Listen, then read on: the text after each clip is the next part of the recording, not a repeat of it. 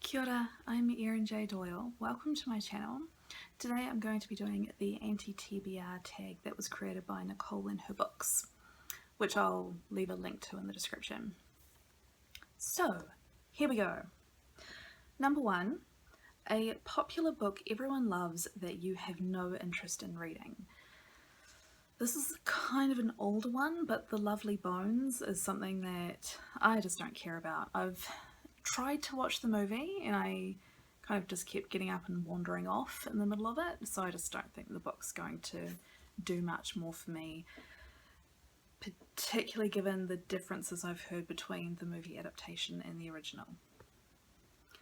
Number 2, a classic book or author you don't have an interest in reading. I'm going to go with Tolkien. I've made an attempt at reading the Lord of the Rings series and I've given up. I don't care anymore. I don't think I'm going to suddenly become interested in anything else that he's written. That was actually a hard question for me to answer because I read a lot of classics, not necessarily because I think they'll be super interesting in my next favourite book, but because I find that pop culture often references classics and you can understand things better if you've read those books. So I tend to read a classic every now and then just to kind of build that background knowledge of literature and stuff. And sometimes they go, I mean often they're shit, a lot of the time they're shit, but I don't think I would just kind of go, no, I'll never read one in particular unless I'd read one by the same author and really hated it. So yeah, anyway, moving on. Number 3, an author whose books you have no interest in reading. George R.R. Martin. I don't care. I don't know why, I just don't. It's possibly just that it's sort of become overblown with the TV series and blah blah, but I don't care. And 3.2, a problematic author whose books you have no interest in. For me, it would be J.K. Rowling. In fairness, I feel like I need to acknowledge not only do I have no interest in reading any of her future work because she's a monster and I don't want to support her, but I also wasn't that thrilled with the books of hers which I have read. So I have read the entirety of the Harry Potter series, but if it wasn't for the fact that I always have a drive to figure out, or find out rather, what's going to happen, I would have quit reading those books much earlier, because whilst I find the ideas interesting,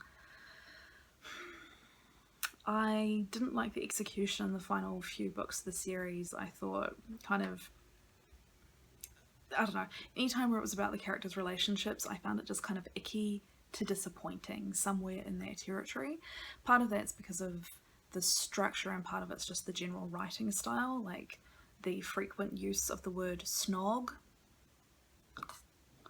So yeah, I would probably never have ever read anything further by her, even if she had, you know, not turned out to be who she is.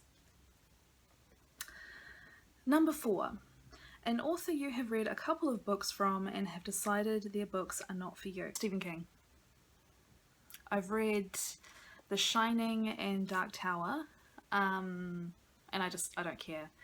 I don't even know what specifically. I mean, The Dark Tower I hated, but I don't remember enough of The Shining to remember why I was just like, ugh, about it. I just know that basically I've just decided to avoid his work in general, for no apparent reason. I don't know what that loud noise was, but... Oh, there's laughter outside. That might have been a crash, but it didn't sound like a crash. Anyway, moving on.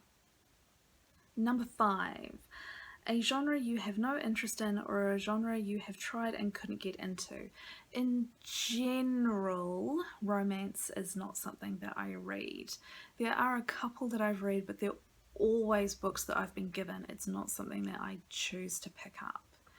And even then, depending, I can find myself skipping things, and yeah, I figure if there's one genre, I'm just going to go, no, I don't care, it's going to be romance. Not that there's any judgment on romance readers in that statement. It's just not for me. Number 6, a book that you have bought but will never read.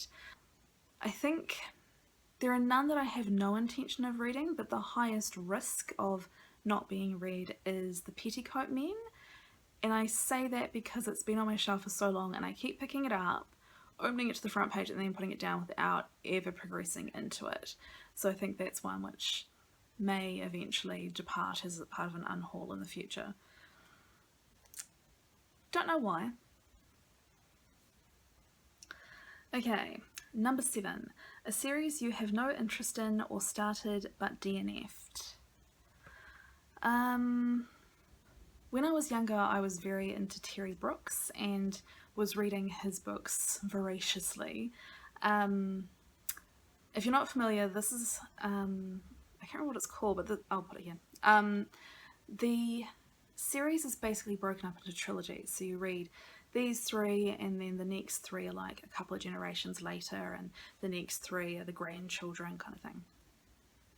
And I started reading those and I was really into them, and then some prequels came out and I kind of felt like the prequels were the end for me. And finally, number 8, a new release you have no interest in.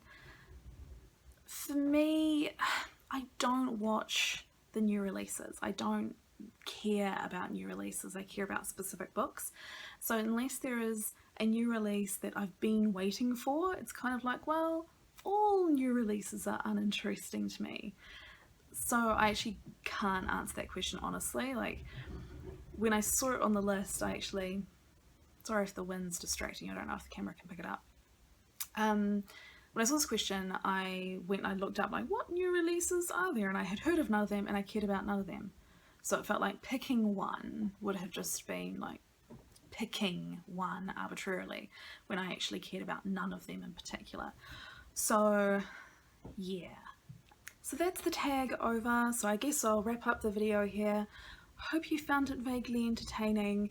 If so, perhaps give it a like. If you're new, hit subscribe, ring the bell, all those kinds of things. And I'll see you next time. Bye!